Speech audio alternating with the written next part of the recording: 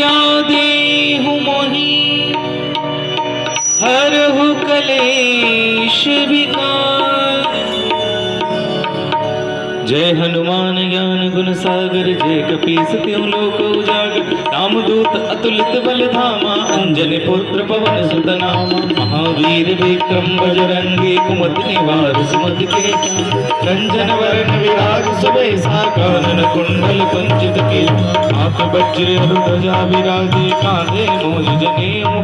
साजे शंकर सुवन केसरी नंदन तेज प्रताप महाजगवंदन। विद्यावान गुणी अति चातुर राम काज करिबे को आतुर। प्रभु चरित्र सुनिबे को रसिया राम लखन सूक्ष्म रूप धरि सिंह दिखावा। विकट रूप धरि लंक जरा। प्रेम रूप धरि असुर संहारे। रामचंद्र जी के काज सवारे। आए सजीवन लखन बहुत बड़ाई तुम बदन तुमरो जस गावे। अस्ते श्रीपति कंठ लगावे। सनकादि ब्रह्मादि मुनीसा नारद सनद सहित वेद दिगपाल जहाते। कवि कोविद में सके कहाते। मोपकार सुदीन कीना राम मिलाए राजपद दूना। तुमरो मंत्र विभीषण माना लंकेश्वर भय सब जग। गुरु शास्त्र जो जन पर भानु लील्यो ताई मधुर फलना। गावे लोग माहे चल लाज बे अचर दुलार। दुर्गवतार जगत के जेते सुगमय अनुग्रह। हम द्वारे तुम रखवारे होत न आज्ञा मिल पैसारे। हम सुगल है तुम्हारी सरना तुम रक्षक हो। आपन तेज समारो आप तीनों लोक आपके नाम। भूत पिशाच निकट नहीं आवे महावीर जब आसे रोग हरे सब पीरा। जपत निरंतर हनुमत की संकट ते हनुमान छुड़ावे। मन क्रम वचन ध्यान जो परिणाम तपस्वी राजा के काज सकल तुम साथ। और मनोरथ जो कोई लावे सोए और जो प्रताप तुम्हारा है बलदेव जगत जिया। साधु संत के तुम रखवारे असुर निकंदन राम दुला। से सिनारे के दाता सुबल दीन जान के राम रसायन तुमरे पासा सदा रहो रघुपति की। सुरे भजन राम को भावे जन्म जन्म के दुख सना। अंत काल रघुवर पुरजारी जहाँ जन्म देवता। आइए कथा कथी हम लोग आरती को संदेश करते हैं। आरती प्राण की धर्म भक्ति भी ज्ञान खान की। आरती अति पार पुराण की। धर्म भक्ति भी ज्ञान खान की। महापुराण भागवत निर्मल सुख मुख विगलित। निगम कल्प फल परमानंद सुधारस। लीला रति रस रस निहार की। धर्म भक्ति में ज्ञान खान की। कलिमल मथनी पिताप निवारी। जन्म मृत्यु में अभय हारिणी। सेवक सतत सकल सुखकारी। सुमहो सती हरि चरित गान की। धर्म भक्ति में ज्ञान खान। आरती पावन पुराण की। धर्म भक्ति में ज्ञान खान।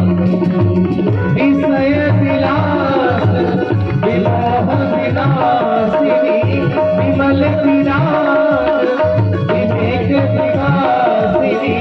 भगवत तत्व रहस्य प्रकाशिनी। परम ज्योति परमात्म ज्ञानी। धर्म भक्ति में ज्ञान खान की। आरती अति पावन पुराण की।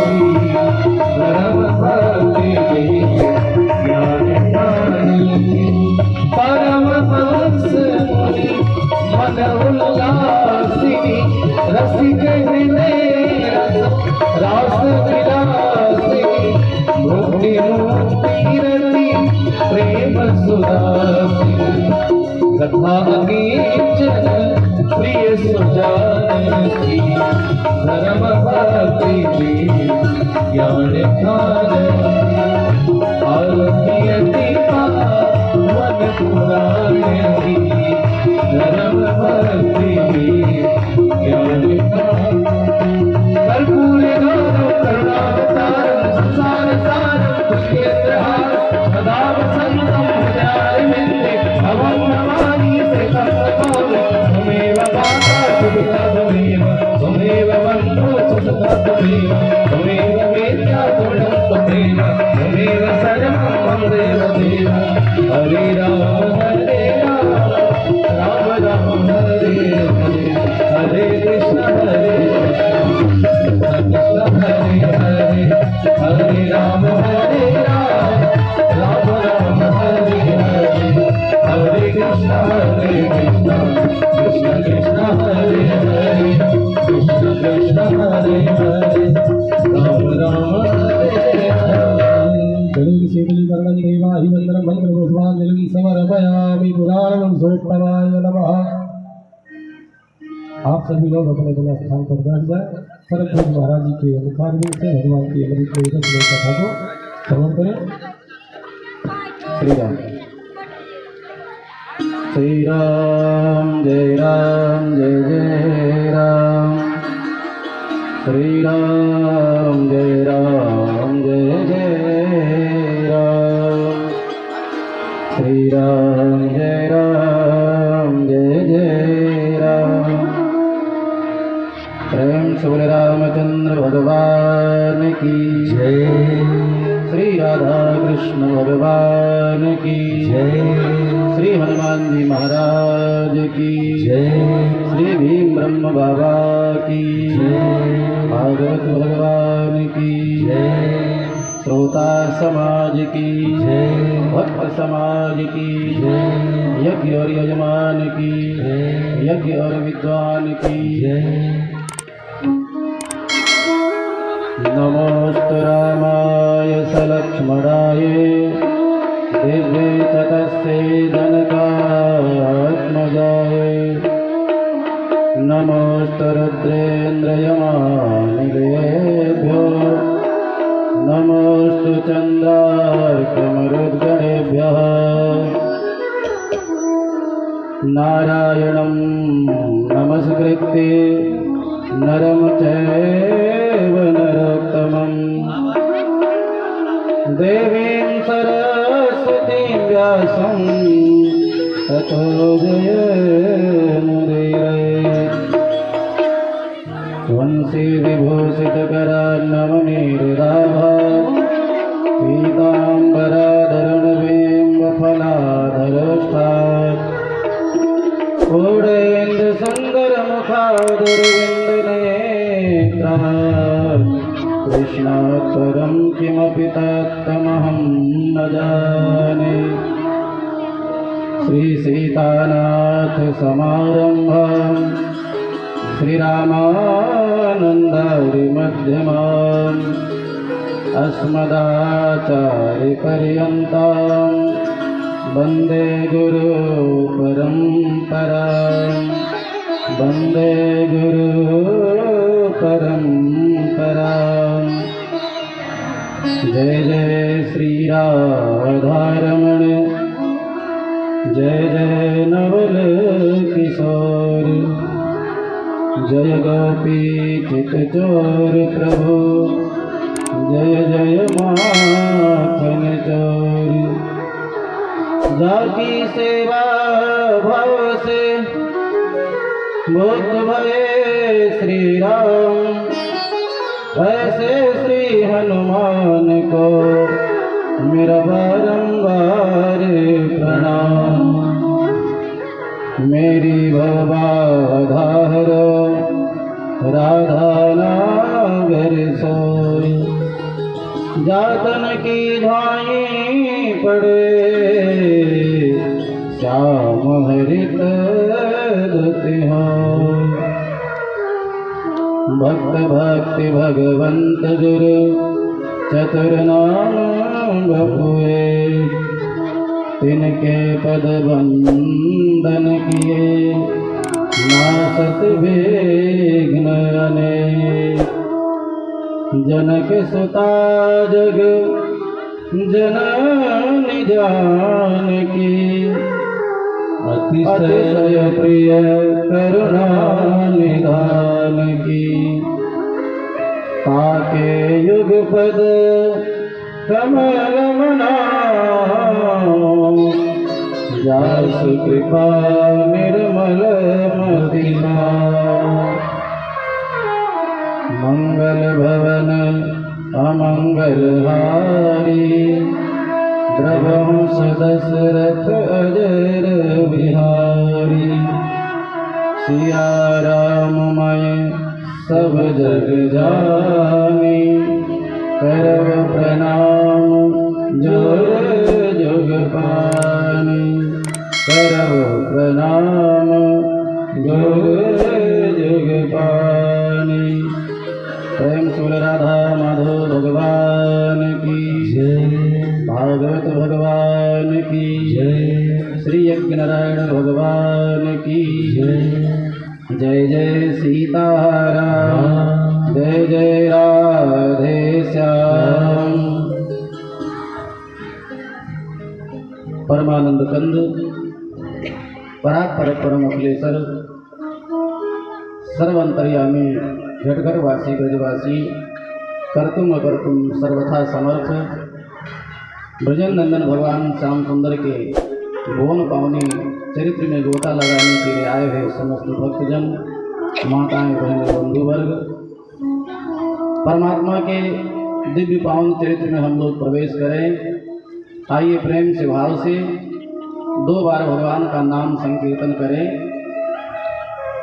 और भगवत नाम संकीर्तन करते ही समय का हम लोग सदुपयोग करेंगे। अल्प समय में बहुत कुछ सुनाने का प्रयास करेंगे हम आपको, क्योंकि कथा का समय व्यतिक्रम हो जा रहा है। हाँ, फिर भी जो अपने पास समय है उसका सदुपयोग करना है। 2 बार सीधे हम लोग भगवान का नाम लें और फिर तुरंत हम लोग कथा में प्रवेश करेंगे और कम समय में ही कथा स्पर्श करते ही भगवान का उत्सव ही मनाना है। लेकिन आप लोगों से मैं पहले ही निवेदन कर ले रहा हूँ, शादी विवाह का कार्यक्रम है तो थोड़ा सा विलम्ब हो सकता है। आप लोग उठा पटक नहीं मचाएंगे। अच्छा, कमाना खाना घर गृहस्थी तो रोज संभालना है। कल के बाद आपको कोई कहने नहीं आएगा कि बाबा के स्थान में कथा सुनने आओ। तो मान लीजिए 1-2 दिन दीप जलाने में अथवा कोई घर गृहस्थी कार्य में थोड़ा विलम्ब होगा, अवरोध होगा, तो उसको बाबा सब जानते हैं, वो संभालेंगे और सब वही संभाल रहे हैं। हम लोग खाली बस निमित्त मात्र हैं, सब उनको ही करना कराना है। तो आइए 2 बार भगवान का नाम लें और फिर सीधे हम लोग कथा में प्रवेश करें।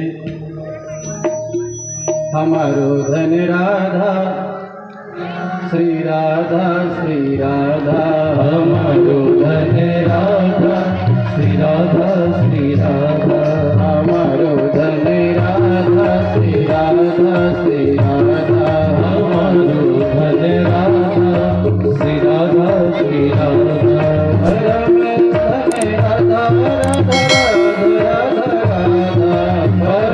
धन राधा राधा राधा राधा, परम धन राधा राधा राधा राधा, परम धन राधा राधा राधा राधा राधा, हमारो धन राधा श्री राधा श्री राधा, हमारो धन राधा श्री राधा श्री राधा, परम धन राधा श्री राधा श्री राधा, परम धन राधा श्री राधा श्री राधा, हमारो धन राधा राधा राधा राधा राधा, हमारो धन राधा राधा राधा राधा राधा, भक्तों का धन राधा राधा राधा राधा राधा, भक्तों का धन राधा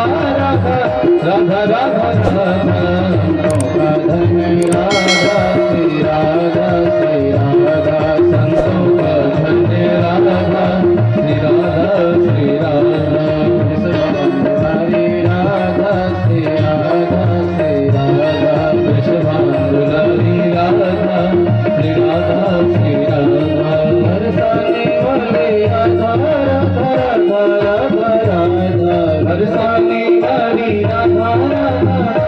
राधा राधा मोहन की प्यारी राधा राधा राधा राधा राधा मोहन की प्यारी राधा राधा राधा राधा धनी राधा श्री राधा श्री राधा धनी राधा श्री राधा श्री राधा धनी राधा श्री राधा श्री राधा धनी राधा श्री राधा श्री राधा हमारो धनी राधा राधा राधा राधा राधा हमारो धनी राधा राधा राधा राधा राधा परम धनी राधा राधा राधा राधा परम धनी राधा राधा राधा राधा हमारो धनी राधा श्री राधा श्री राधा हमारो धनी राधा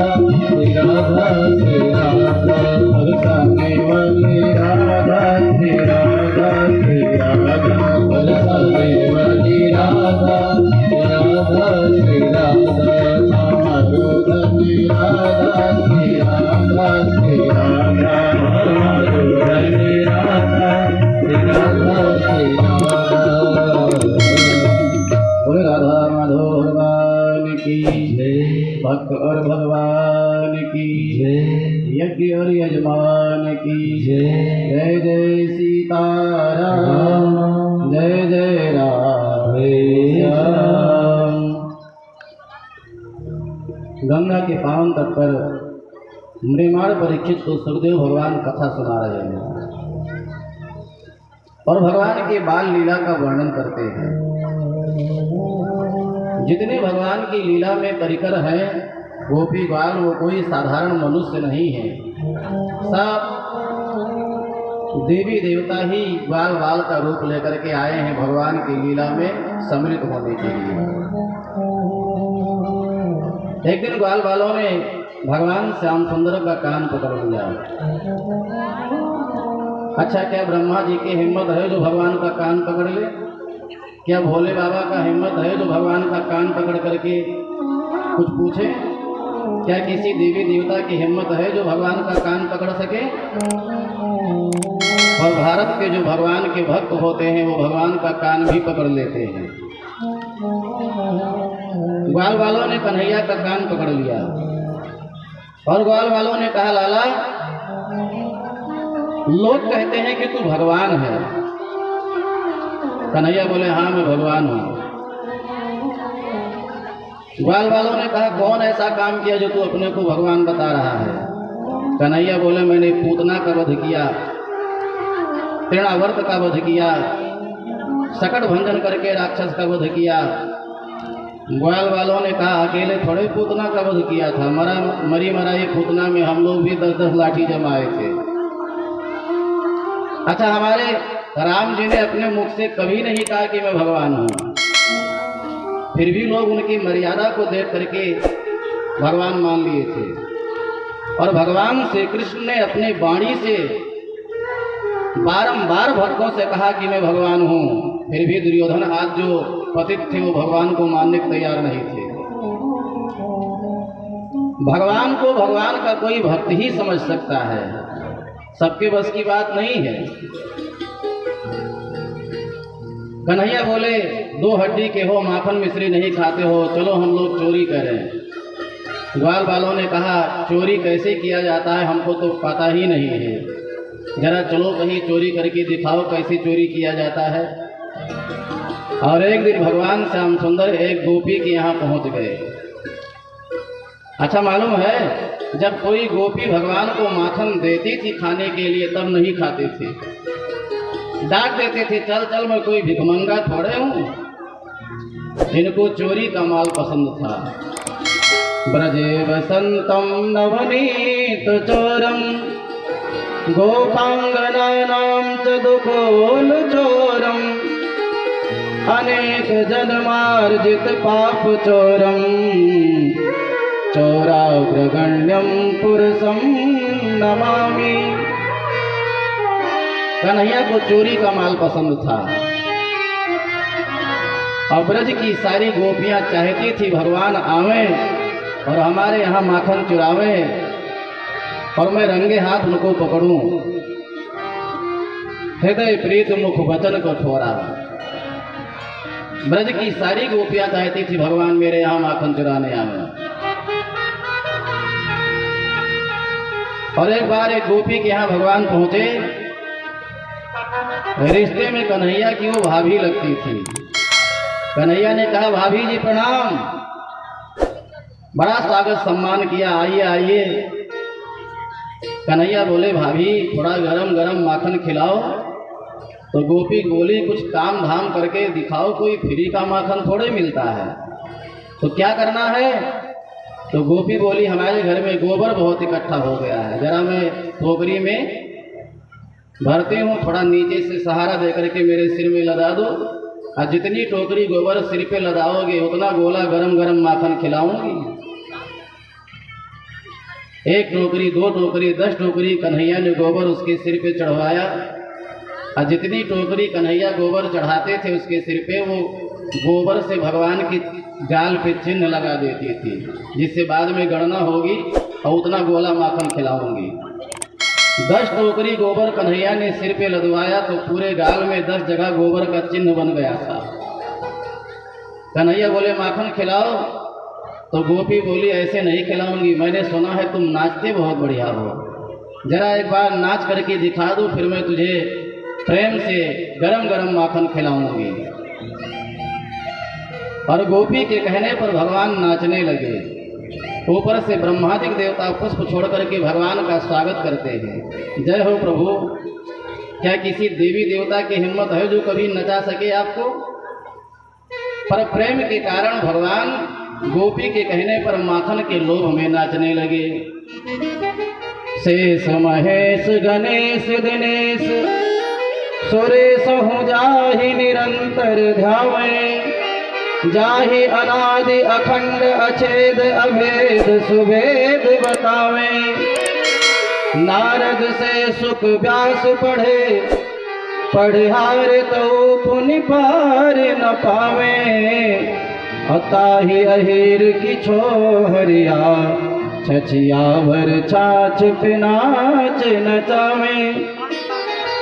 भगवान नाचने लगे और फिर तो सारी गोपियां चारों तरफ से खड़ी हो जाती हैं।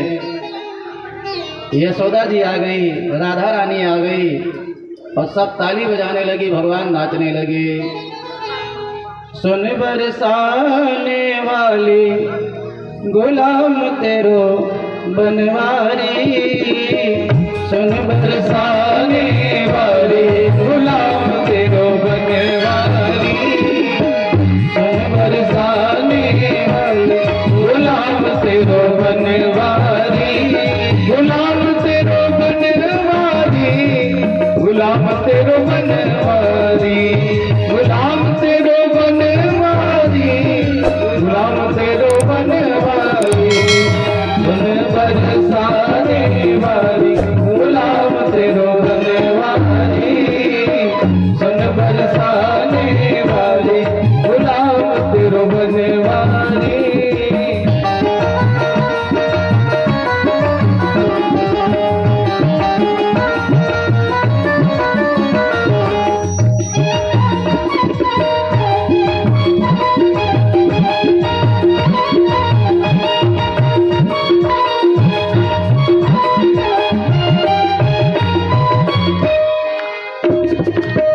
तेरी पहलिया पे बाजे मुरलिया, तेरी पहलिया पे बाजे मुरलिया, तेरी पहलिया पे बाजे मुरलिया, तेरी पहलिया पे बाजे मुरलिया। छम छम नाचे गिरधारी गुलाम तेरो बनवारी, ओ छम छम नाचे गिरधारी गुलाम तेरो बनवारी।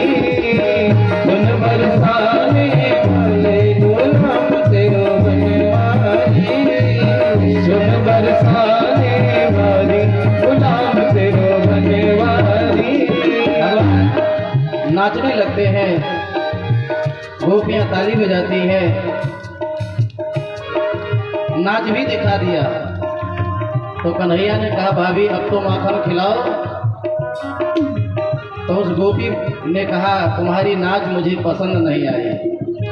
भगवान ने कहा अच्छा, गोबर भी उठवा लिया, नाच भी देख लिया, अब नाच पसंद नहीं आई। तो गोपी बोली तो क्या कर लोगे? कन्हैया बोले क्या कर लूँगा, कल दिन में ठीक 12 बजे तुम्हारे घर में आऊँगा और माखन चुरा करके खाऊँगा, होगी हिम्मत तो पकड़ के दिखाना। अच्छा इतना बड़ा चोर कोई हो सकता है क्या? डेट भी फिक्स कर दिया, टाइम भी फिक्स कर दिया, कल दिन के ठीक 12 बजे चोरी करके माखन खाऊंगा। और दूसरे दिन वो गोपी मक्खन निकाल करके रख दिया था, छिप करके कमरे में बैठी थी, कृष्ण की प्रतीक्षा कर रही थी।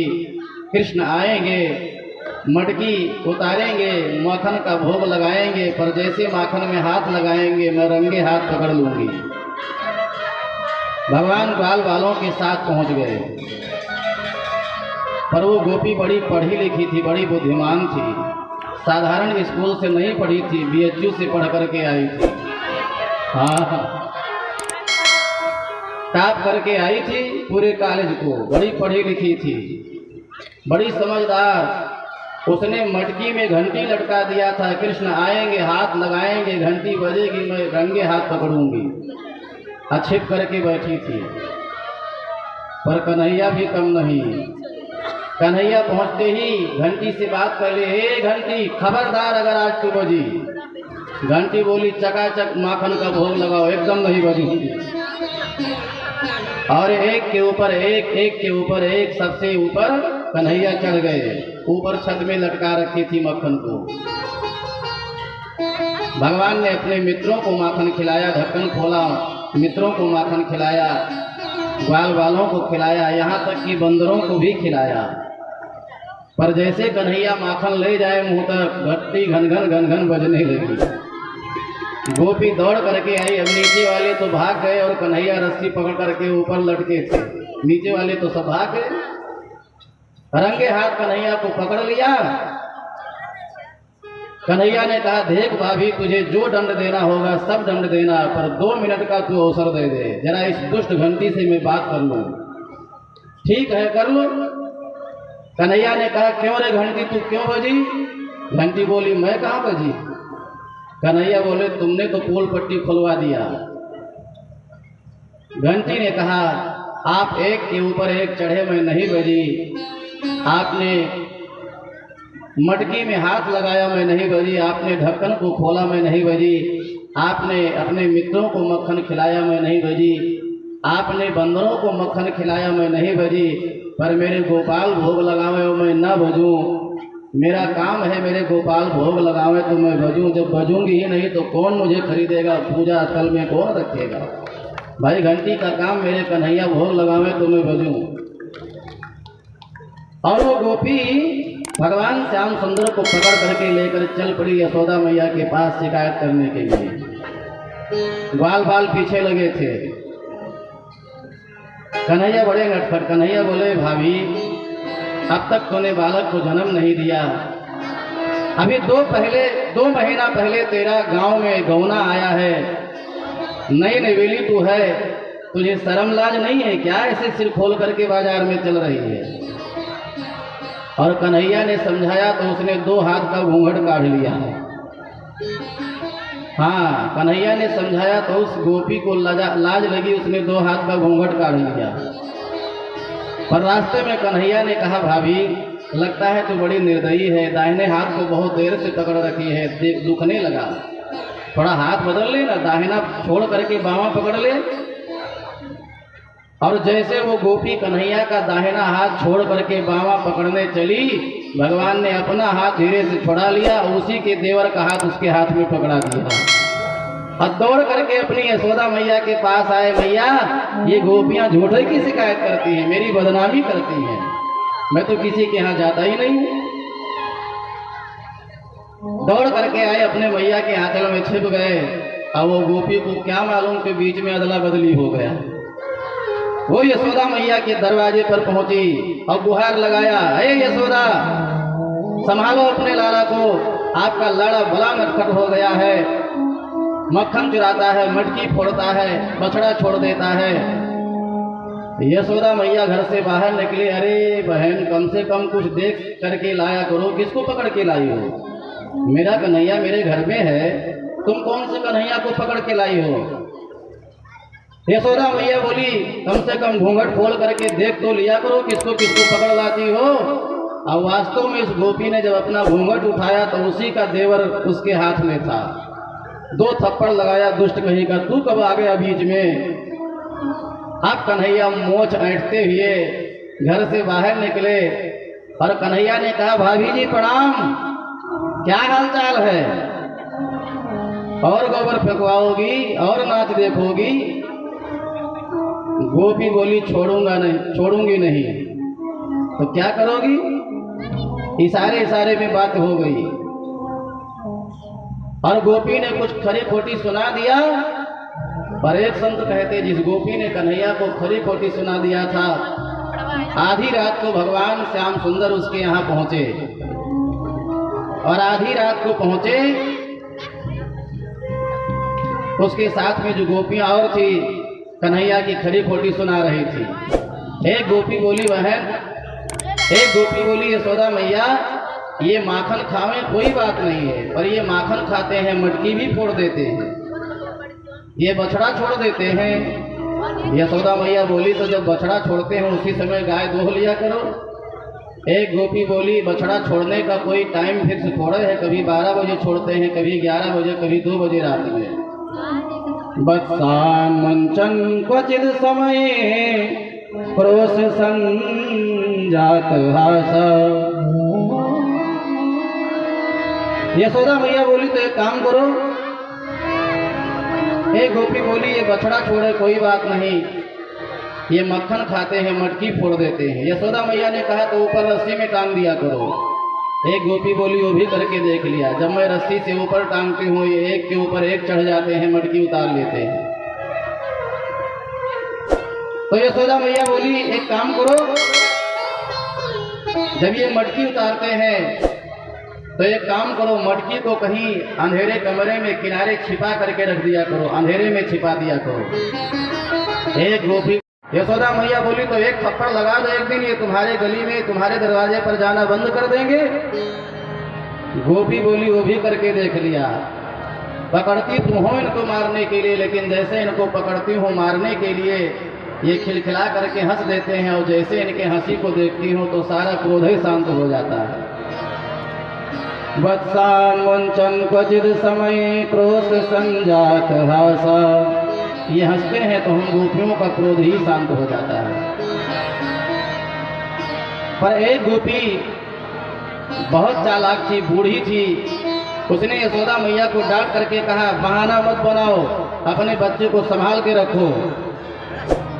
एक बार शिकायत कर लिया, 2 बार शिकायत कर लिया, बच्चे को संभालती नहीं हो, बड़ा नटखट हो गया है।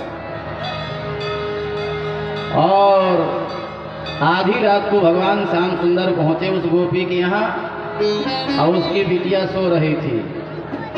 तो नटखट कन्हैया पहुंचे, उसकी बिटिया के चुटिया को खटिया की पटिया में कन्हैया ने बांध दिया और बांध करके भाग आए। और जब सुबह हुआ उसकी बिटिया खटिया से उठी तो खटिया समेत अब वो सुबह सुबह शिकायत लेकर पहुंची यशोदा मैया के पास। मैया, अब तक तो ये माखन खाते थे, मटकी फोड़ते थे, अब तो नई नई लीला करने लगे, क्या करके आए? गोपी ने शिकायत करके कहा, मैया आज आधी रात को आपके कन्हैया हमारे यहाँ पहुँचे और मेरी बिटिया सोई थी, तो आपके नटखट कन्हैया मेरी सोती ही बिटिया के चुटिया को खटिया के पटिया में बांध करके भाग आए। जरा अपने कन्हैया को संभालो। भगवान नित्य नई लीला करते हैं और गोपियों को प्रसन्न करते हैं। एक दिन भगवान कृष्ण बलराम गौशाला में पहुंच गए। भगवान गाय की सेवा बहुत करते थे, इसीलिए भगवान का एक नाम गोपाल पड़ा। और इस कथा सुनने का लाभ यही है कि आप भी अपने जीवन में संस्कार डालें। यदि भगवान सामर्थ्यवान बनाए हैं तो अपने घर में एक गाय जरूर रखें। गाय की सेवा करने वाला और पूजा पाठ कर पावे अथवा न कर पावे, गाय की सेवा करने वाले को समस्त देवताओं की पूजा करने का फल मिलता है। हाँ, अगर आप गाय की सेवा नित्य करते हैं तो अलग से पूजा करें अथवा ना करें, समस्त देवता गाय के अंदर वास करते हैं। लेकिन आजकल तो कुत्ता पालने की परंपरा चल चुकी है, गाय की सेवा नहीं। अच्छा, प्रथम रोटी बने, शास्त्र कहता है घर में प्रथम रोटी किसको देना चाहिए? गौ माता को देना चाहिए। पहली रोटी गाय को देना चाहिए। और जब पूरे परिवार वाले भोजन कर लें तो अंतिम रोटी किसको देना चाहिए? कुत्ता को देना चाहिए। कुत्ता भी जीव है, दया करो, पर उसको घर में नहीं रखना चाहिए, बेडरूम में नहीं घुमाना चाहिए। अरे बाहर रहे, उसको भी रोटी डाल देना चाहिए, उस पर भी दया करो, वो भी जीव है। लेकिन विशेष रूप से उसको घर में पालना नहीं चाहिए। पर एक महात्मा तो बहुत बढ़िया बात बता रहे थे, पहली रोटी बनती है तो कौन खाता है जानते हो? गाय को नहीं दिया जाता है। जैसे पप्पू की मम्मी रोटी बनाने बैठती हैं तो उनके पापा को ड्यूटी जाने में विलम्ब होने लगता है, तो जो गाय का हिस्सा होता है वो उनके पप्पू के पापा खा जाते हैं। और जब पूरे परिवार वाले भोजन कर लेते हैं तो पप्पू की मम्मी कुत्ता वाला हिस्सा खाती हैं। जो कुत्ता को देना चाहिए सबको खिलाने के बाद में वो खाती है। अच्छा, वो गाय वाला हिस्सा खाते हैं तो एकदम भोले भाले हो जाते हैं, गाय की समान सीधे हो जाते हैं, उनकी हिम्मत कहाँ जो बोल सके। अब वो कुत्ता वाला हिस्सा खाती हैं तो वो भौंकती रहती हैं सुबह शाम और वो सुनते रहते हैं। हाँ। अच्छा, कोई कितना बड़ा विद्वान हो, कितना बड़ा महान हो, घर में पहुंचने पर तो सबको चुप ही होना पड़ता है, और इसी में भलाई भी है। एक बार एक सज्जन 8 घंटा ड्यूटी दे करके आए, और उनकी पत्नी पढ़ी लिखी थी, समझदार थी, लेकिन भोजन बनाना नहीं जानती थी ठीक से, इंग्लिश मीडियम वाली थी। जबरदस्ती उसने कढ़ी बनाया था, और जब उसका पति 8 घंटा ड्यूटी दे करके आया, भोजन करने बैठा तो नाराज हो गया।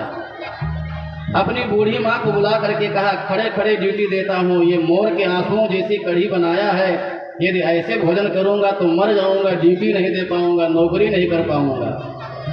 न खट्टी है, न मीठी है, न कोई स्वाद है।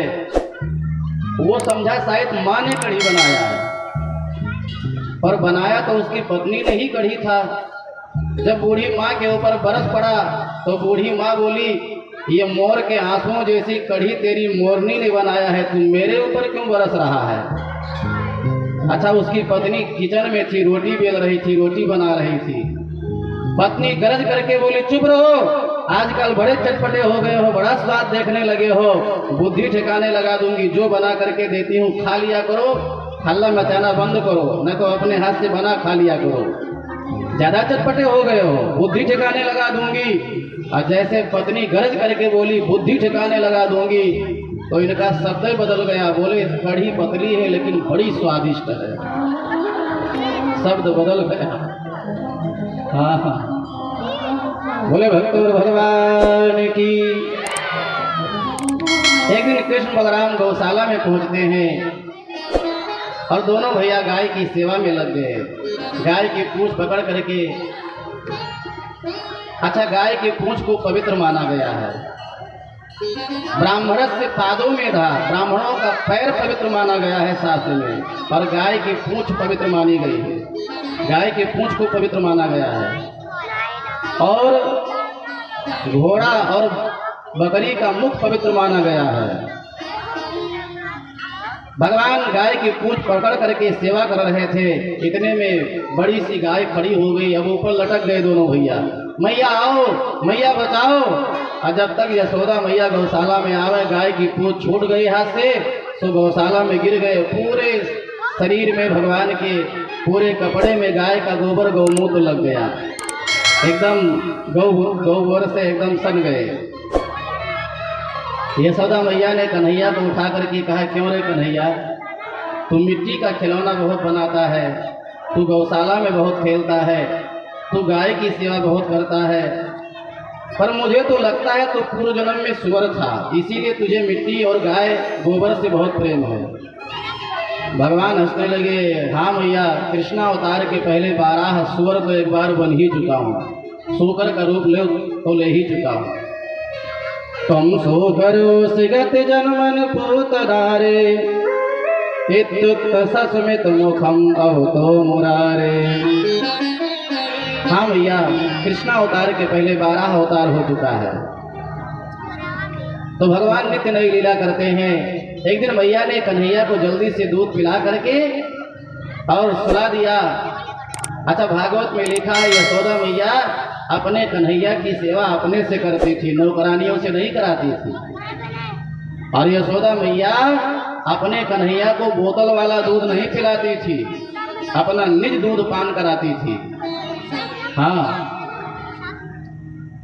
कन्हैया को सुला दिया और 4 बजे रात में ही यशोदा मैया जग गई और मथानी लेकर के दही मथने लगी। मेरा लाला जगेगा तो भी गरम गरम माखन मांगेगा।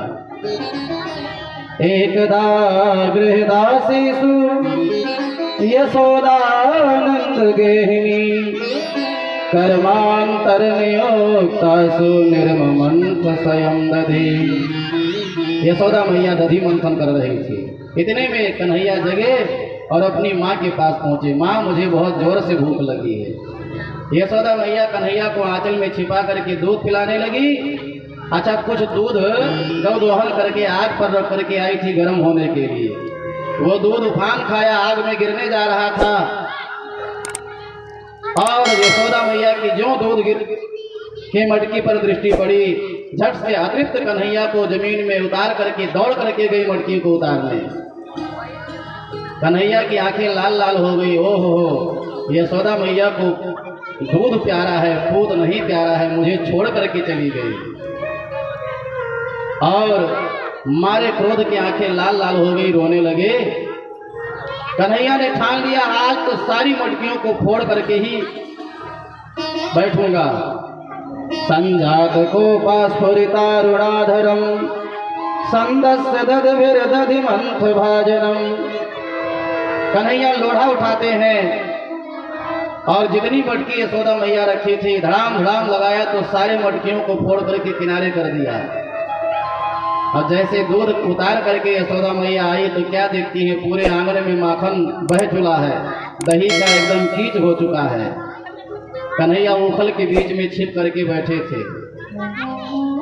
मैया ढूंढने लगी, कन्हैया देखे मैया आ रही है। तो कन्हैया उखल से छलांग लगा करके भगे। अब भगवान भगे तो उनको कौन पकड़ सकता है। यशोदा मैया पीछे लगी थी। ठहर, आज तू कहाँ भाग के जाएगा? छोड़ूंगा नहीं, छोड़ूंगी नहीं। भगवान ने पीछे घूम करके देखा, यशोदा मैया की पूरी साड़ी भीग चुकी थी पसीना से। पर भगवान ने विचार किया, ये बूढ़ी मैया बड़ी जिद्दी है, जब तक मैं चाहूंगा नहीं तब तक ये मुझे पकड़ नहीं पाएगी, और जब तक ये पकड़ नहीं लगी तब तक ये भी मानने वाली नहीं है। भगवान कृपा कर दिए, भगवान ठहर गए और कन्हैया बोले, देख मैया, मैं तुझसे नहीं डरता हूँ, मैं तेरे हाथ के डंडा से बहुत डरता हूँ। ये तू हाथ का छड़ी डंडा फेंक दे, फिर मैं आगे नहीं भगूंगा। दौड़ करके यशोदा मैया कन्हैया को पकड़ लेती हैं और लौट करके आई तो रस्सी मंगाती हैं और उखल में बांधने लगी। अब जैसे गांठ देने का नंबर आया तो भगवान चमत्कार कर दिए, रस्सी 2 अंगुल छोटी पड़ जाती थी। अच्छा, रस्सी 2 अंगुल ही छोटी होती थी, चाहे घटावें रस्सी चाहे बढ़ावें, लेकिन जैसे गांठ देने का नंबर आया भगवान ऐसी लीला रचाए कि वो रस्सी 2 अंगुल छोटी पड़ जाए। ये 2 अंगुल ही क्यों छोटी हो रही थी रस्सी? तो संत कहते हैं माँ के अंदर क्रोध था और भगवान कृपा नहीं कर रहे थे। भगवान ने कहा, माँ, क्रोधी मुझे बांध नहीं सकता है, और जब तक मैं कृपा नहीं करता हूँ तब तक भी मुझे कोई नहीं बांध सकता है। अंत में भगवान कृपा कर देते हैं, यशोदा मैया का क्रोध जाता रहा और फिर यशोदा मैया कन्हैया को उखल में बांध देती है। जगत को मुक्ति देने वाले मुकुंद जब उखल में बंध गए तो रोने लगे, माँ, तू मुझे उखल से मुक्त कर दे, आज के बाद फिर कभी ऐसी गलती नहीं करूँगा। भगवान रोने लगे और माँ से हाथ जोड़ करके बोले, मुझे उखल से मुक्त कर दे, जिंदगी में ऐसी गलती कभी नहीं करूँगा।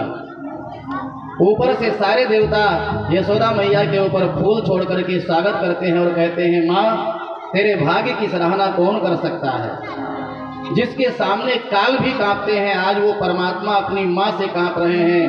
बोले मैया मुझे मुक्त कर दे। यशोदाया परम नास्ति देवता चेत में मति, यस्याह बोलो खले बद्धो मुक्ति दो मुक्ति मिक्षसी। जगत को मुक्ति देने वाला अपनी माँ से मुक्ति मांगता है। पर मैया ने विचार किया, बड़ा नटखट हो गया है, थोड़ा घंटा 2 घंटा इसी उखल में बंधा रहेगा तो इसका विचार पवित्र हो जाएगा, ये बहुत बदमाश हो चुका है।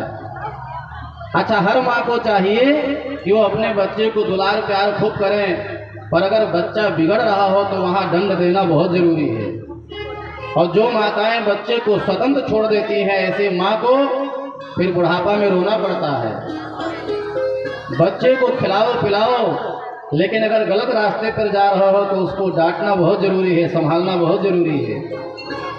और जो माता पिता बचपन में बच्चों पर ध्यान नहीं देते हैं, ऐसे माता पिता को पूरा जीवन रोना पड़ता है। शिक्षा संस्कार बहुत जरूरी है, नहीं तो बच्चे बिगड़ जाते हैं। बोले भक्त वत्सल भगवान की जय। और आप लोग ऐसे जयकारा लगा रहे हैं। अच्छा, आप लोग कोई व्रत मनाए हैं क्या आज? जयकारा जोर से लगाएंगे तो भगवान का विवाह बहुत जल्दी होगा। और भगवान की विवाह में आप लोग आए हैं ना, विवाह करवा करके जाएंगे कि पहले ही चले जाएंगे? हाँ, जिसको बहुत जरूरी है वही जाए, नहीं तो सब लोग बैठे रहें। अब बहुत रात नहीं करेंगे, चिंता मत करना, बस धीरे धीरे हम विवाह की तरफ ही अब चलेंगे। पहले मामा कंस मर तो जाए, तब तो भगवान का विवाह हो। हाँ, बोले भक्त और भगवान की जय। यशोदा मैया उखल में बांध करके घर के काम काज में लग गई। भगवान आज उखल को खींचते हुए लेकर आगे बढ़े हैं।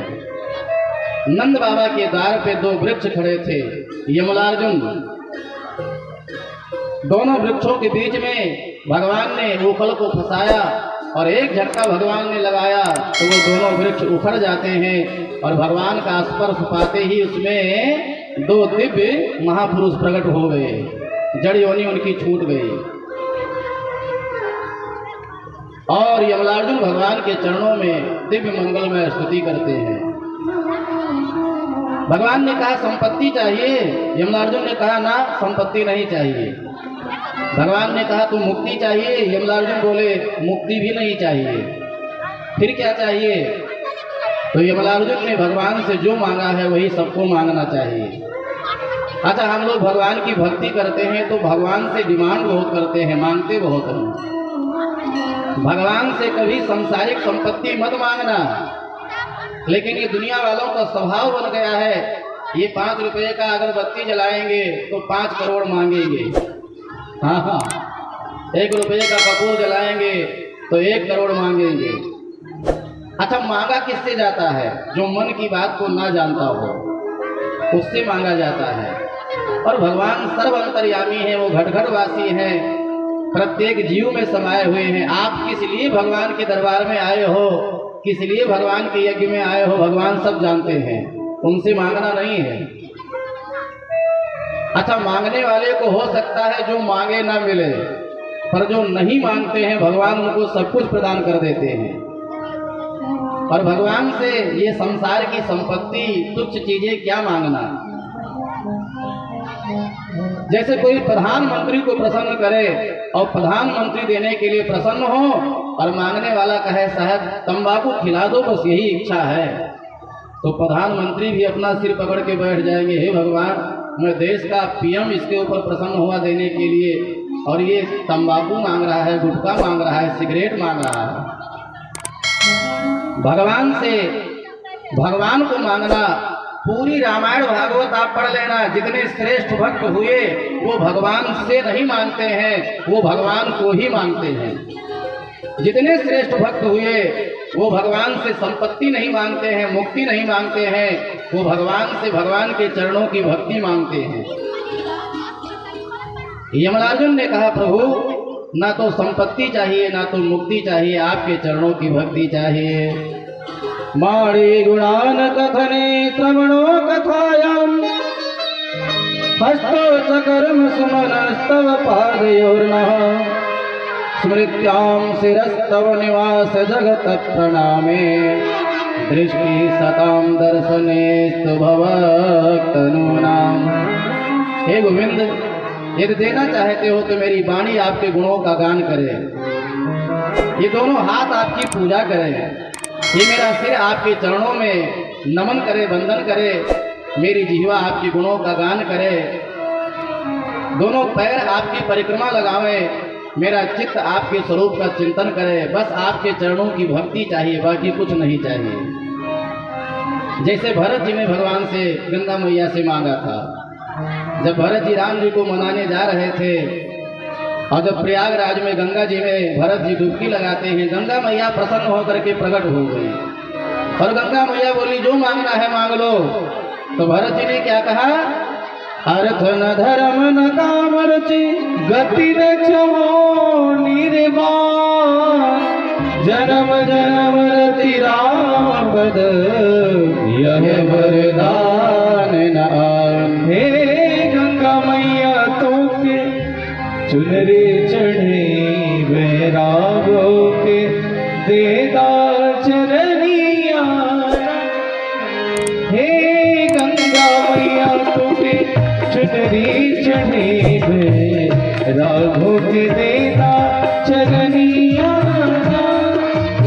हे गंगा मैया तोके चुनरी चढ़े वैरागो के देदा चरनिया। चुनरी चढ़े राघो के देदा चरनिया।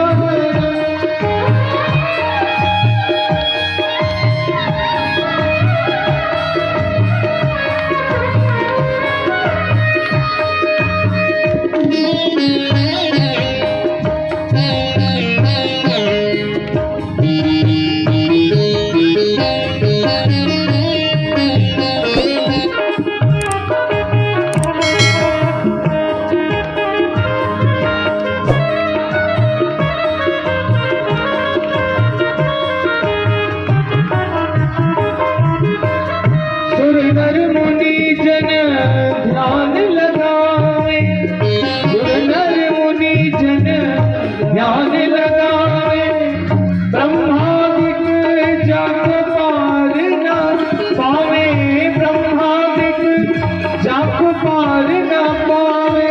हे गंगा मैया तोके दुधवा चढ़े राघो के देदा चरनिया। हे गंगा मैया तोके दुधवा चढ़े राघो के देदा चरनिया। राघो के देदा चरनिया, राघो के देदा चरनिया। बोले गंगा मैया की जय। तो भरत जी कहते हैं अर्थ न धर्म न काम रुचि। हे गंगा मैया, जिस अर्थ ने हमारे अयोध्या में अनर्थ फैला दिया, ऐसे अर्थ की मुझे आवश्यकता नहीं है। अच्छा, अपने यहाँ 5 प्रकार का अभिमान बताया गया है, पर दुनिया में अगर सबसे बड़ा अभिमान कोई है तो वो धन का अभिमान बताया गया है। धन के जो अहंकारी लोग होते हैं ना, वो अपने माता पिता का अपमान करते हैं, अपने गुरु का अपमान करते हैं, शास्त्र पुराण का अपमान करते हैं, अपने से बड़ों का अपमान करते हैं। धन का मद जब चढ़ता है, शराब का नशा तो उतर भी जाता है, भांग धतूरा खाए तो उसका नशा उतर भी जाता है, लेकिन धन का नशा जिसके सिर पे चढ़ता है, सवार होता है, ऐसे व्यक्ति का नशा 24 घंटा नहीं उतरता है।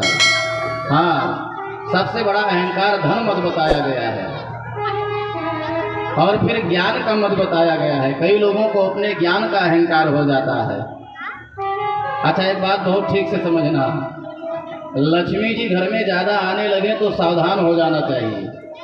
आप कहेंगे क्यों महाराज? लक्ष्मी जी जब ज़्यादा आती हैं तो 2 अवगुण साथ में लेकर के आती हैं। अपने सनातन धर्म में जितने देवी देवता हैं सबका एक वाहन है।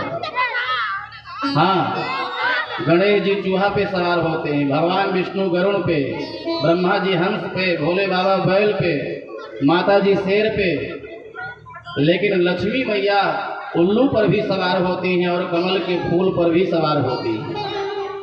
लक्ष्मी जी का दो वाहन। जब किसी व्यक्ति को सुखी बनाना होता है तो उसके यहाँ कमल के फूल पे सवार होकर के आती हैं, परिवार में सुमति देती हैं, सद्बुद्धि देती हैं, अच्छे संस्कार देती हैं। पर जिसको नष्ट करना होता है, मिटाना होता है, बर्बाद करना होता है, आती तो उसके यहाँ भी लक्ष्मी जी हैं, लेकिन उल्लू पर सवार होकर के आती है।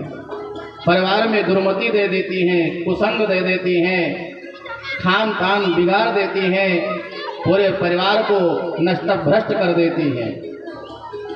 इसलिए लक्ष्मी ज़्यादा आने लगे तो सावधान हो जाना चाहिए।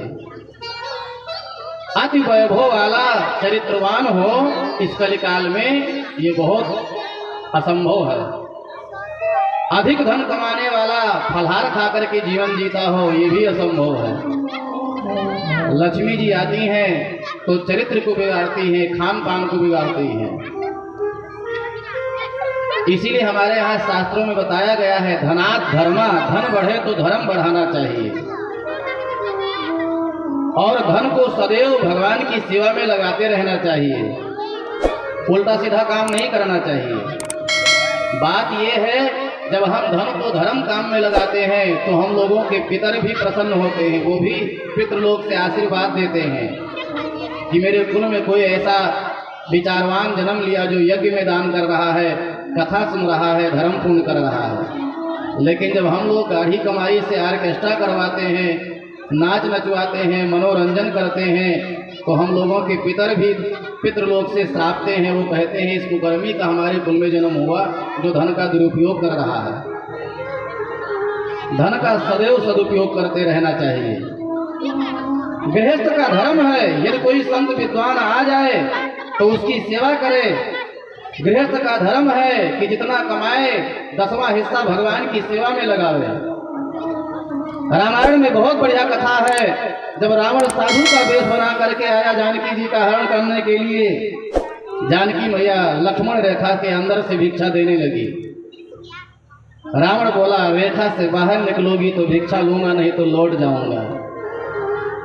और जैसे रावण ने कहा रेखा से बाहर निकलोगी तो भिक्षा लूंगा, नहीं तो लौट जाऊंगा, जानकी मैया रोने लगी, रावण तू साधु का वेश बना करके आया है, रेखा से बाहर निकलूंगी तो मेरा हरण करेगा, रेखा से बाहर नहीं निकलूंगी तो तू खाली हाथ लौट जाएगा, और यदि तू खाली हाथ लौट गया तो मेरे प्रभु श्री राम के सिर पे कलंक लग जाएगा। जानकी मैया सब जानती थी कि ये नकली बाबा है, साधु का वेश बना करके आया है, रावण है, उनकी दृष्टि से वो बच नहीं सकता था। भगवती जानकी सब जानती थी कि रावण है, साधु का वेश बना करके आया है, पर भगवती जानकी रोने लगी, रावण यदि तू राम के द्वार से खाली लौट गया तो मेरे प्रभु श्री राम के सिर पे कलंक लग जाएगा। दुनिया वाले कहेंगे कि राम की पत्नी ने एक साधु को भीख नहीं दिया था। रावण मैं अपने धर्म का त्याग नहीं करूंगी, मैं लक्ष्मण रेखा से बाहर निकलूंगी भिक्षा देने के लिए। तू मेरे साथ अन्याय करेगा, अनित करेगा तो उसका हिसाब मेरे प्रभु श्री राम करेंगे। और जानकी मैया अपने गृहस्थ धर्म का पालन करने के लिए लक्ष्मण रेखा से बाहर निकलती है। जानकी मैया ने अपने धर्म की रक्षा की और रावण ने जानकी मैया के साथ छल कपट किया, हरण किया। अच्छा परिणाम क्या हुआ? रावण ने यदि गलत किया तो परिणाम क्या हुआ? भगवान श्री राम के तीखे तीखे बाणों ने रावण के पूरे कुल का सर्वनाश कर दिया। 1,00,000 पूत 1,25,00,000 नाती, ते रावण घर दिया न बाती। भगवान ने रावण के समेत पूरे कुल का ही सर्वनाश कर दिया। रहा न गो कुल रो निहारा, कुल में कोई रोने वाला नहीं बचा। तो गृहस्थ का धर्म है यदि कोई धर्म कार्य हो रहा हो तो अपनी गाढ़ी कमाई उसमें लगाना चाहिए। और हमको लगता है नरही वाले सब यज्ञ में लगे हैं। और आज मैं कथा के माध्यम से आप सब लोगों को मैं जगाना चाहता हूँ। अच्छा, सनातन धर्मियों को सदैव जगाना ही पड़ता है। अच्छा ये बताओ, हनुमान जी से बड़ा कोई राम भक्त हो सकता है क्या? आप बताओ, हनुमान जी से बड़ा राम भक्त कोई नहीं हो सकता है। पर हमारे हनुमान जी भी राम भक्ति में सोए थे, उनको भी जगाना पड़ा था। जामुन जी ने कहा है, क्या चुप साध रहे हो हनुमाना, पवन तनय बल पवन समाना। जब बताया कि राम काज लगी तो अवतारा, तब सुनते भय पर्वताकारा। तो राम भक्तों को सदैव जगाना ही पड़ता है। इनके अंदर बल की कमी नहीं है, धन की कमी नहीं है, बस खाली इनको जगाना पड़ता है। तो यहाँ क्या जगाना है? नरही वाले सब जगह जगाए हैं, भीम ब्रह्म बाबा सबको जगाए हैं। नहीं तो यहाँ जंगल में मंगल हो रहा है, कहाँ हो पाता। जब मैं पहले दिन आया तो यहाँ की स्थिति परिस्थिति देख करके हमको लगा शायद अयोध्या जी वापस जाना पड़ेगा। हाँ, मन की बात बता रहा हूँ, पहले दिन की स्थिति देख करके। और हमारे भीम ब्रह्म बाबा ने ऐसा डंडा चलाया, ऐसा विचार सबका बदला कि सब एकदम तीर्थ बन गया। आज बाबा के दरबार में तीर्थ बन गया। देखिए, सब आ रहे हैं और बढ़ चढ़ करके लोग यज्ञ में सम्मिलित हो रहे हैं, सहयोग कर रहे हैं। पर मैं एक बात कहना चाहता हूँ, यदि आपने यज्ञ में सहयोग किया है अच्छी बात है, और अगर नहीं किया है तो अपने गाढ़ी कमाई का चाहे 10 रुपया ही भगवान की सेवा में लगाना, पर जरूर लगाना। यदि आप 10 रुपया लायक हो तो 10 रुपया ही बाबा के दरबार में लिखाना, पुष्प चढ़ाना। यदि भगवान ने आपको 10,000 के लायक किया है तो 10,000 सहयोग करना। यज्ञ में अगर 1 रुपया लायक भगवान ने किया होगा तो 1 रुपया आपका 1 लाख के बराबर है। आपके अंदर भाव होना चाहिए, बाबा के ऊपर श्रद्धा होनी चाहिए। भगवान ने अगर आपको लायक किया है तो भगवान के दरबार में पीछे मत जाना। अभी 2 दिन जो शेष बच रहा है, बढ़ चढ़ करके यज्ञ में सम्मिलित होना।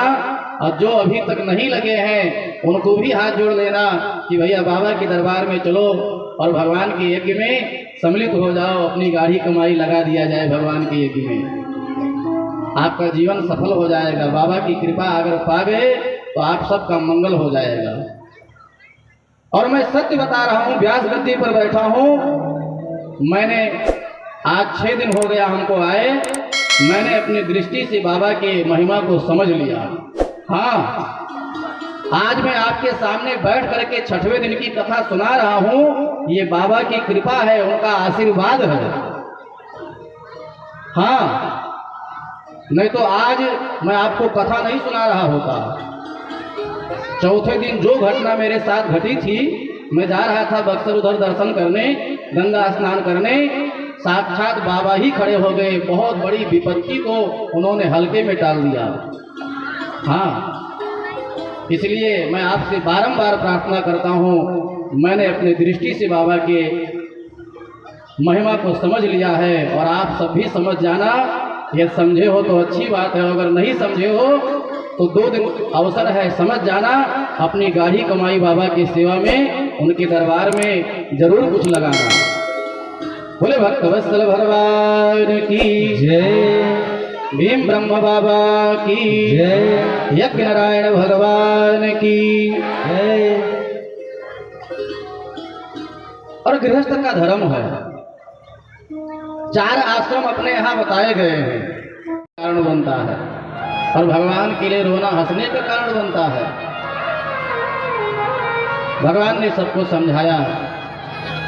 अच्छा, माँ का हृदय बड़ा विशाल होता है।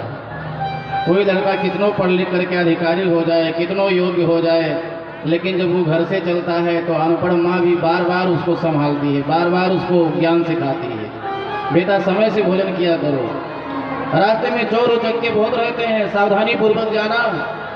तो कई बार पढ़े लिखे बच्चे भी हंसते हैं, क्या ये मेरी माँ पढ़ी लिखी नहीं है, मैं पढ़ा लिखा हूँ, मैंने देश दुनिया देख लिया है, फिर भी ये हमको समझा रही है। अच्छा, कोई लड़का कितनों योग्य हो जाए, लेकिन माता की दृष्टि में वो कभी पढ़ा लिखा नहीं माना जाता है। माँ के दृष्टि में वो हमेशा छोटा ही रहता है, वो कितनों बड़ा हो जाए। माँ का हृदय बड़ा विशाल होता है। माता पिता से कोई उरण नहीं हो सकता है। और कोई व्यक्ति किसी क्षेत्र में कितना ही क्यों न महान हो जाए, लेकिन माता पिता गुरु से कोई श्रेष्ठ नहीं हो सकता है।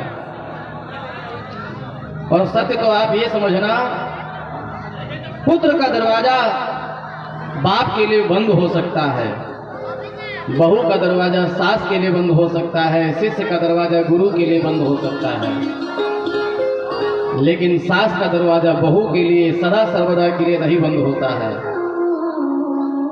जब बूढ़ी सास अपनी बहू को दुख में देखती है तो अपना सब कुछ निकाल के दे देती है, ले जाओ दवाई करा लो, हमारे सामने तुम्हारा कुछ अहित नहीं होना चाहिए। दुनिया की कोई सास अपनी बहू को दुखी नहीं देखना चाहती है। बेटा भले बाप को रोटी ना दे, लेकिन दुनिया का कोई बाप अपने पुत्र को दुखी नहीं देखना चाहता है। शिष्य का भले गुरु जी के लिए दरवाजा बंद हो जाए, लेकिन दुनिया का कोई गुरु अपने शिष्य को दुखी नहीं देखना चाहता है। माता पिता गुरु का जीवन में बड़ा उपकार है, और जीवन में माता पिता गुरु को कभी कष्ट मत देना। प्रत्यक्ष अगर भगवान को इस धरती पर हैं तो वो माता पिता गुरु ही हैं। और भगवान के बारे में हम लोग पढ़ते हैं, सुनते हैं, केवल मानते हैं, हृदय से श्रद्धा रखते हैं, भाव रखते हैं, लेकिन प्रत्यक्ष भगवान का अगर कोई रूप है धरती पे तो माता पिता गुरु बताए गए हैं। बोले भक्तवत्सल भगवान की जय। भगवान ने अपनी माँ को समझाया, माँ अब बड़ा हो रहा हूँ, कब तक वृंदावन में रहूँगा, जा रहा हूँ मथुरा घूम कर टहल करके लौट आऊँगा। कब आओगे? भगवान बोले परसों तक आ जाऊँगा। गोपियों को भगवान ने वचन दिया, परसों तक आ जाऊँगा। किसी ने सोचा भी नहीं कि ये परसों कह करके जा रहे हैं, परसों नहीं आएंगे।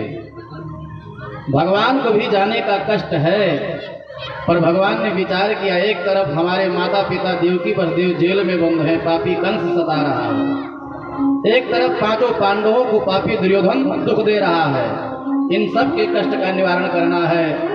भगवान को भी जाने की पीड़ा थी, कष्ट था, पर आगे तो और लोग सताए जा रहे थे।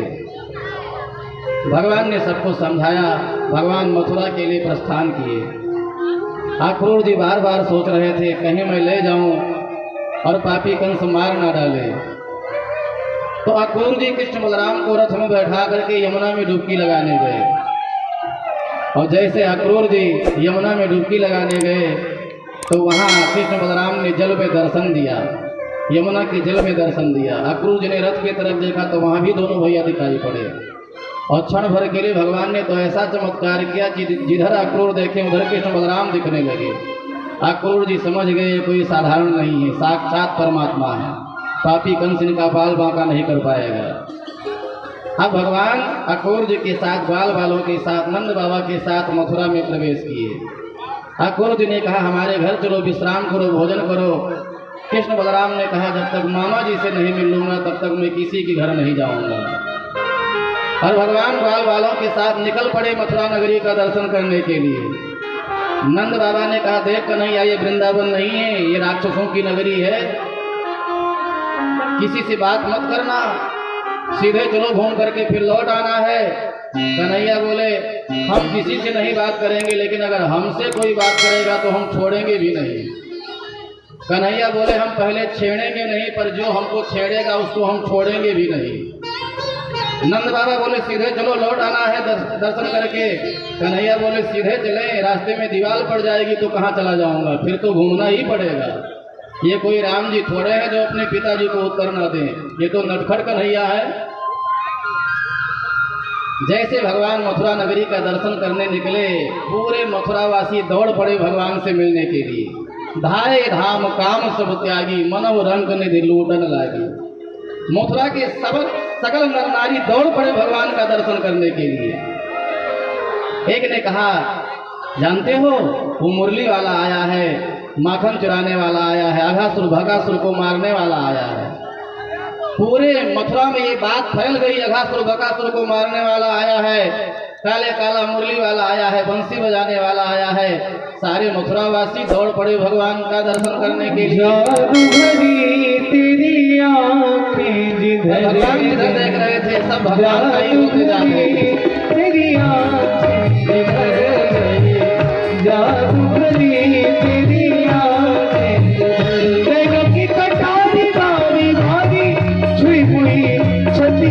से उतर गई, जादू भरी तेरी आंखें जिधर गई, जादू भरी तेरी आंखें जिधर गई।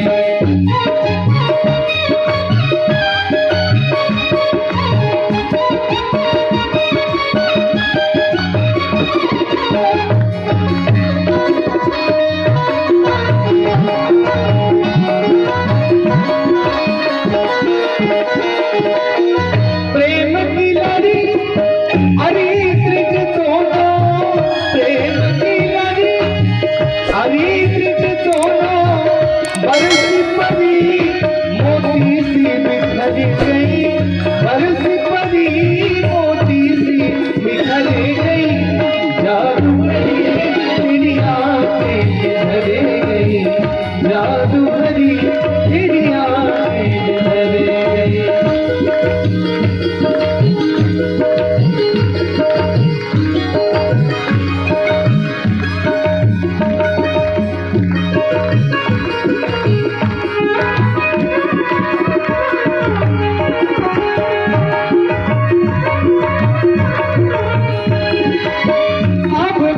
पलक करत नहीं तारे, अब पल पलक करत नहीं तारे, छिन छोड़त जन जान निकल गई, छिन छोड़त जन जान निकल गई, जादू भरी तेरी आंखें जिधर गई, जादू भरी नैनों की कटारी मारी मारी पलक मारी, नैनों की कटारी मारी मारी पलक मारी, जादू की पिटारी त्रिक छुई हुई कर गई, जादू भरी तेरी आंखें जिधर गई, जादू भरी तेरी आंखें जिधर, तेरी आंखें जिधर, तेरी आंखें जिधर गई।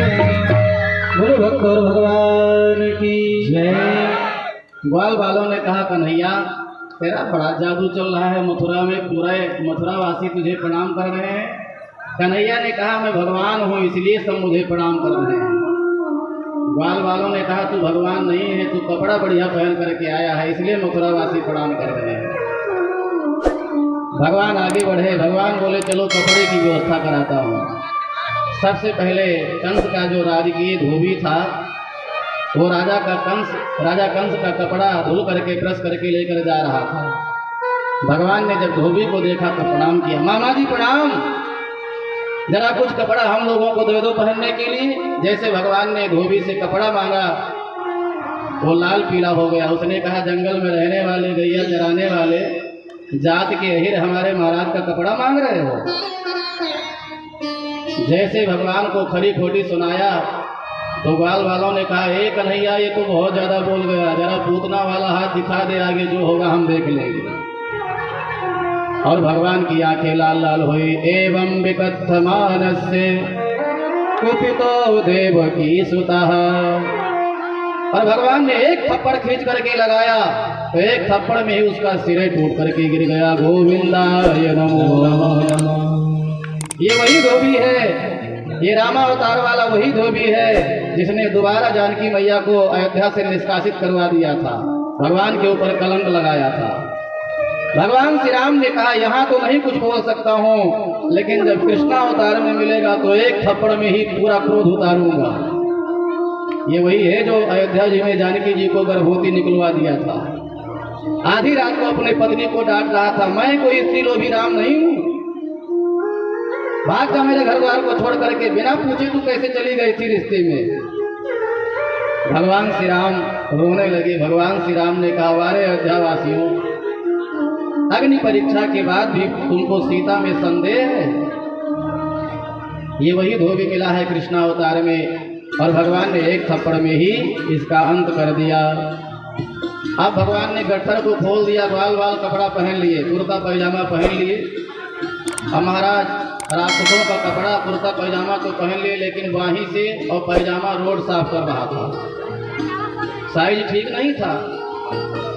बाल बाल बोले, कपड़ा कीमती है लेकिन साइज ठीक नहीं है। भगवान बोले, चलो आगे बढ़िया करवा देता हूँ, फिट करवा देता हूँ।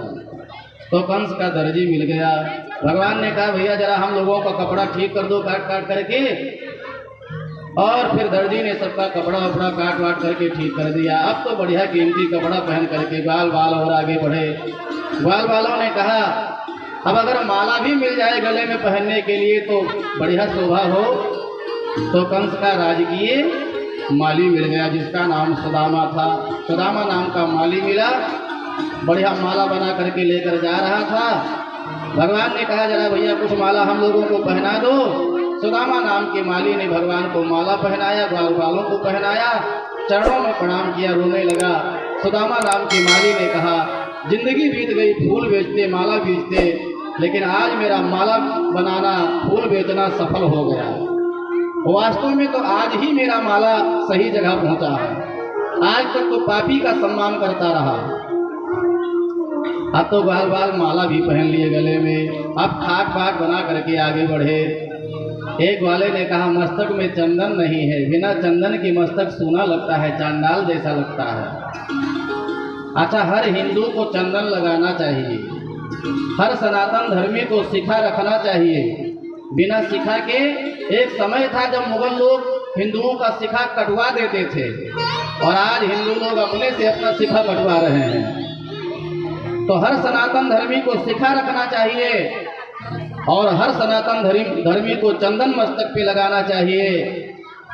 और दरवाजे पर तुलसी जी हो, दरवाजे पर गाय हो, जिसके घर में रामायण गीता का ग्रंथ नहीं, तुलसी जी नहीं, मस्तक पे चंदन नहीं, शिखा नहीं, वो काहे को हिंदू। इसलिए कुछ लक्षण होना चाहिए।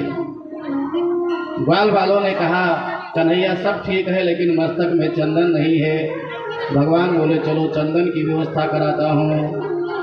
भगवान ने देखा एक 3 जगह से टेढ़ी मेढ़ी स्त्री कटोरी में चंदन घिसकर लेकर जा रही थी कंस को देने के लिए। कंस की दासी थी।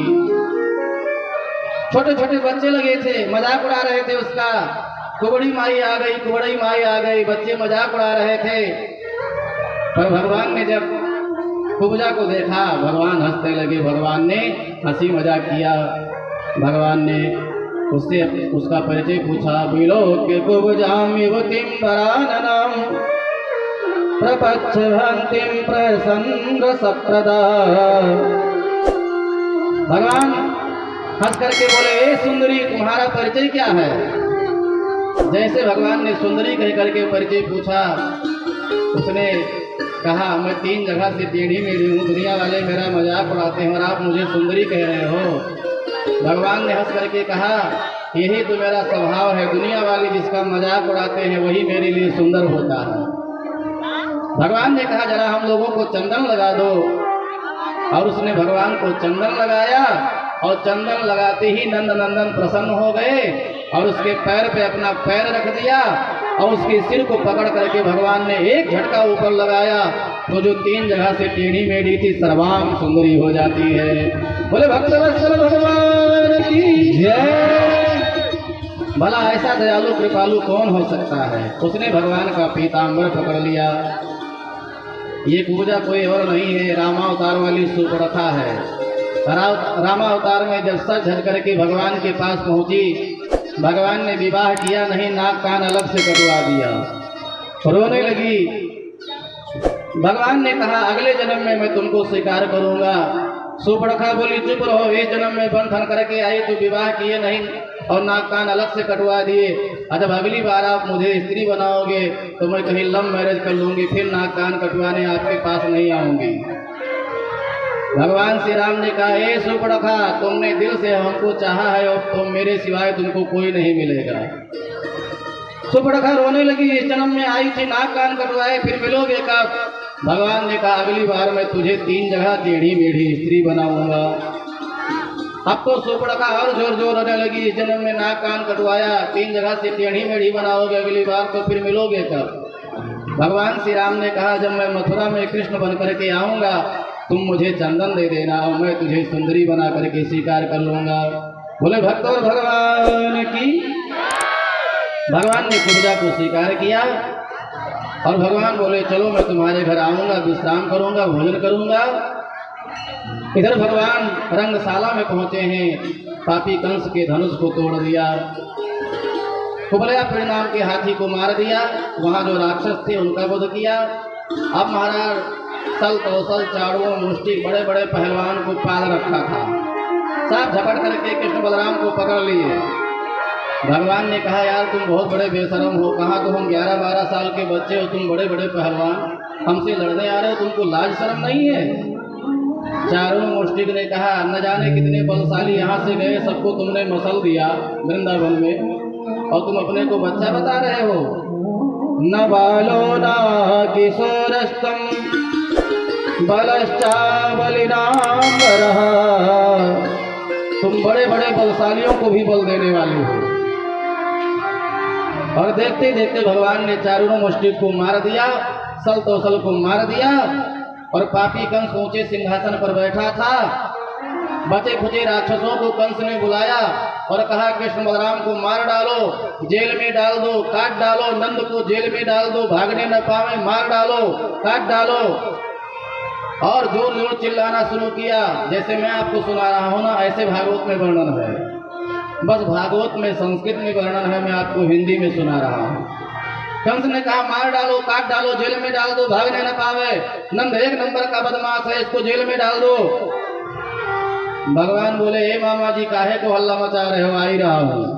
भगवान आगे बढ़े, पापी कंस सिंहासन से उठा, निकाला पैनी तलवार, भगवान को मारने के लिए छलांग लगाया, और भगवान ने दौड़ करके उसके बाल को पकड़ करके खींचा, और भगवान ने कंस के बाल को पकड़ करके नीचे खींचा।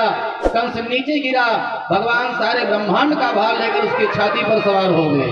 बस इतने में ही कंस का हार्ट अटैक हो गया। गोविंदाय नमो नमः।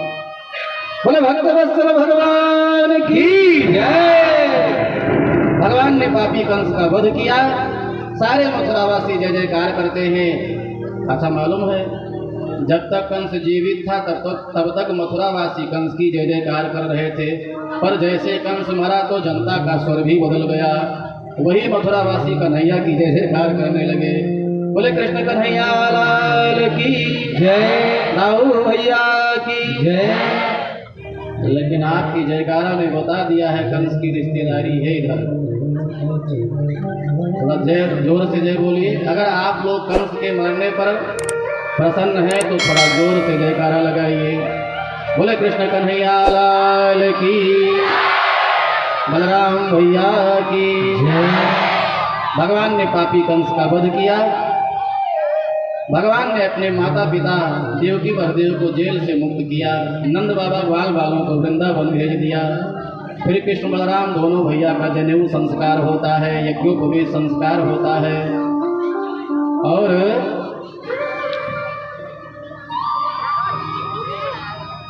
बोले भक्त भगवान की बस थोड़ी देर आप लोग बैठे रहे। संक्षिप्त में बस खाली प्रसंग का नाम लेते ही आगे बढ़ा रहे हैं। कथा बहुत है भागवत में। जैसे आप लोग 2 घंटा 3 घंटा रोज सुन रहे हैं ना, हम तो कहते हैं अगर 1 साल ऐसे कथा सुनावे तो भागवत की कथा पूर्ण हो जाएगी। और यहाँ 2 घंटा में सब सुनाना है।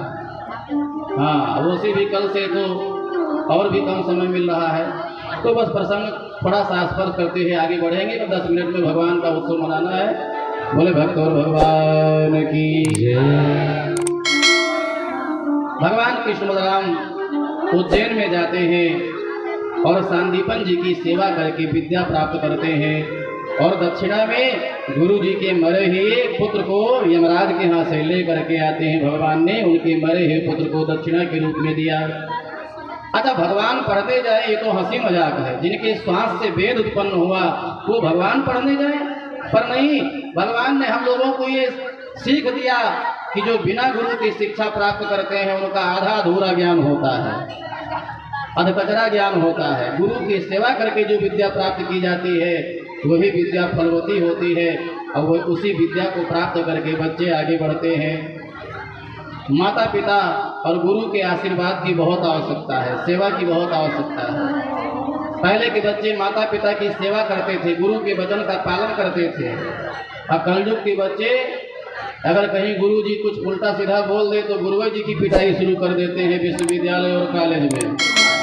पहले के बच्चे गुरु जी को देखते थे तो रास्ता खाली कर देते थे, पर कलयुग के गुरुजी जी रास्ता खाली कर देते हैं जब बच्चों को देखते हैं, कहते हैं कहीं पिटाई ना शुरू हो जाए।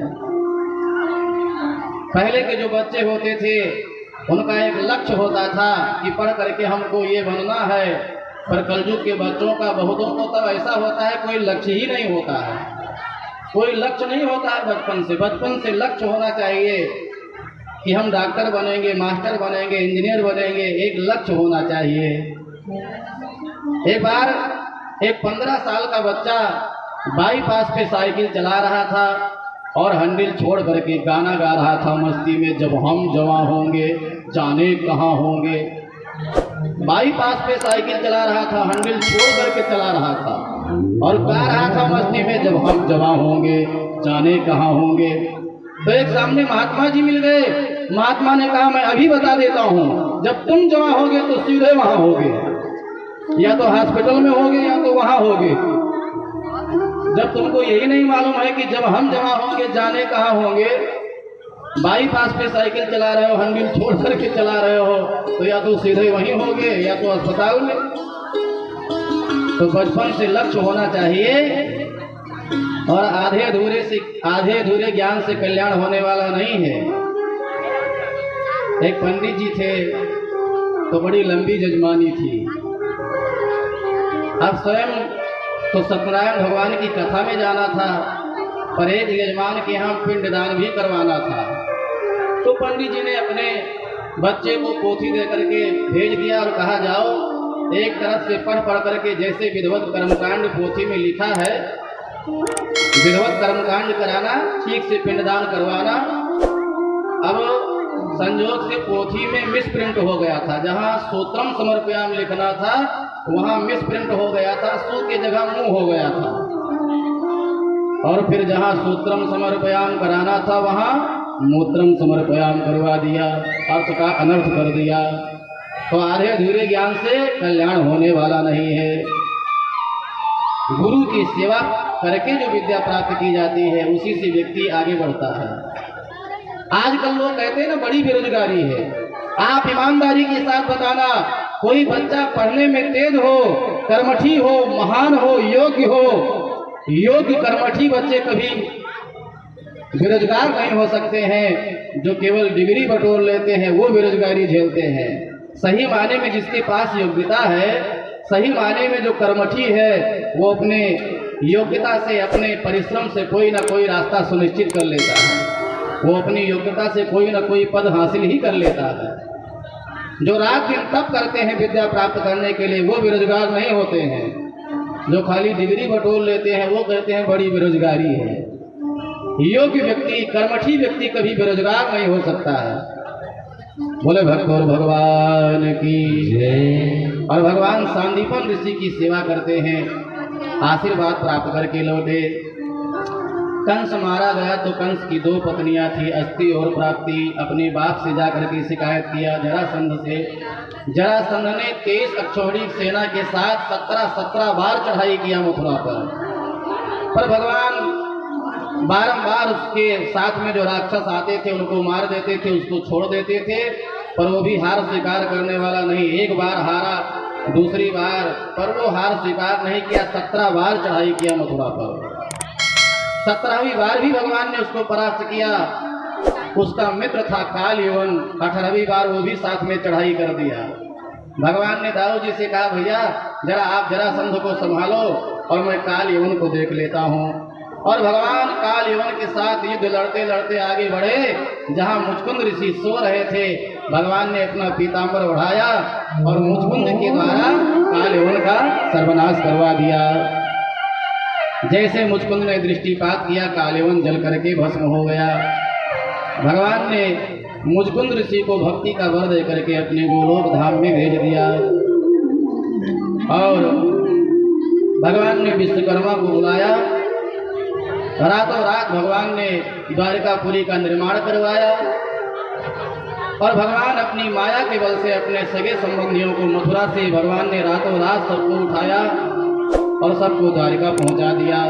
दोनों भैया प्रदर्शन नाम के पर्वत पर चढ़ गए और वहीं से छलांग लगा करके द्वारिका प्रस्थान किए।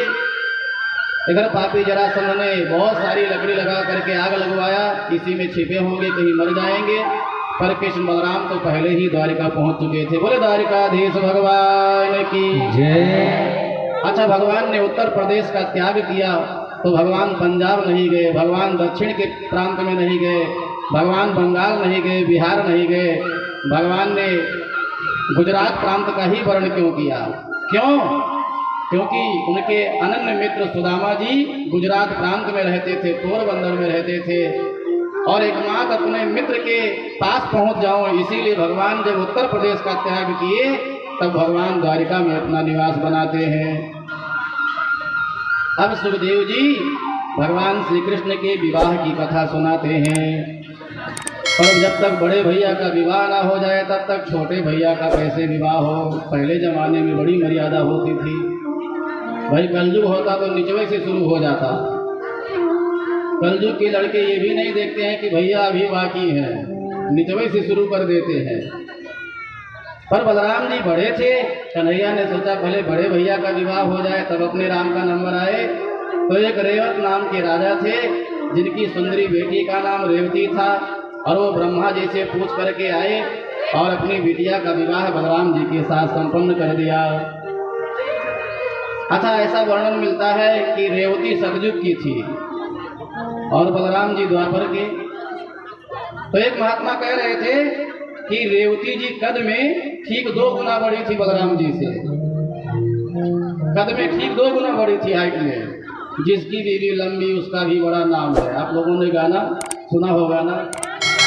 एक दिन बलराम जी को क्रोध हुआ और बलराम जी ने उठाया हल मूसल, अपने पत्नी के कंधे पर रख करके नीचे दबाया तो अपनी पत्नी को बराबर कर लिया। कहीं आप लोग भी ऐसा प्रयास मत करना, नहीं तो हड्डी टूट जाएगी।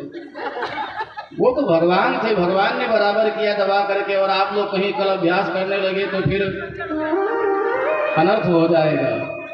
बलराम जी ने अपने पत्नी के कंधे पर हल मूसल रख करके दबाया तो बराबर कर लिया।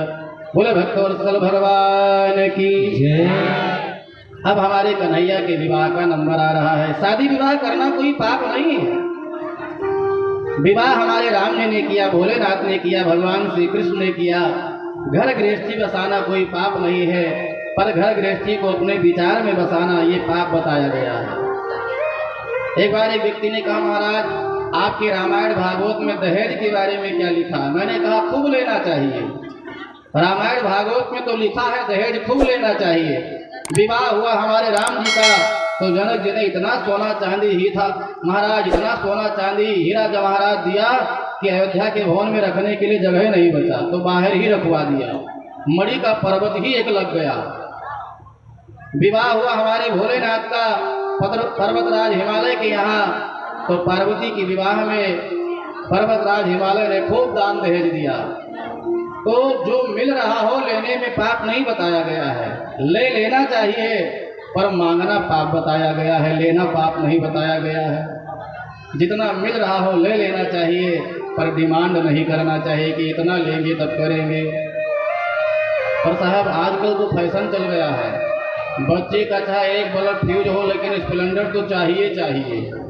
बिना मोटरसाइकिल के विवाह तो होवे नहीं करता है। राजा सिद्धेश्वर को नाम विदर्भाधिपति महान, तस्य पंचा भवन पुत्रा कन्या तो वरानना। सुखदेव जी कहते हैं विदर्भ राज्य में एक राजा रहते थे जिनका नाम भीष्मक था, और भीष्मक के 5 पुत्र एक बेटी।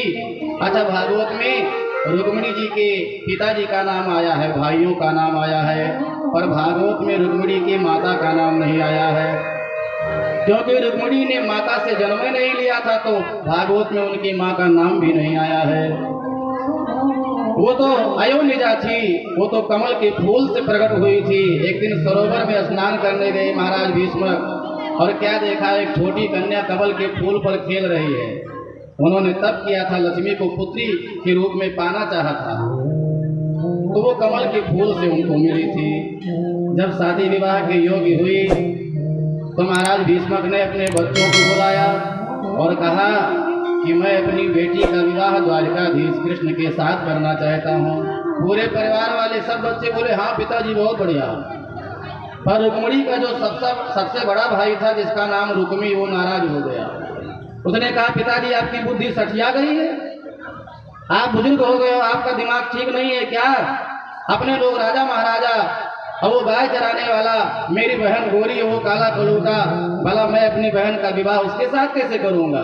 जबरदस्ती शिशुपाल के साथ सुनिश्चित कर दिया शादी। अब यहाँ एक बात सोचने की है, क्या घर के मालकिन का विवाह नौकर के साथ हो सकता है? क्या स्वामिनी का विवाह सेवक के साथ हो सकता है? जय विजय ही शिशुपाल दंडवक्र बन करके आए हैं तीसरी बार, और साक्षात लक्ष्मी ही रुक्मिणी बन करके आए हैं। अब बताओ, द्वारपाल के साथ क्या लक्ष्मी जी का विवाह हो सकता है? पर रुक्मिणी उपदान करना चाहता है, जबरदस्ती शादी सुनिश्चित कर दिया। और रुक्मिणी जी ने देखा पूरे परिवार वाले उनके पक्ष में हैं, खाली बड़े भैया विरोध में थे।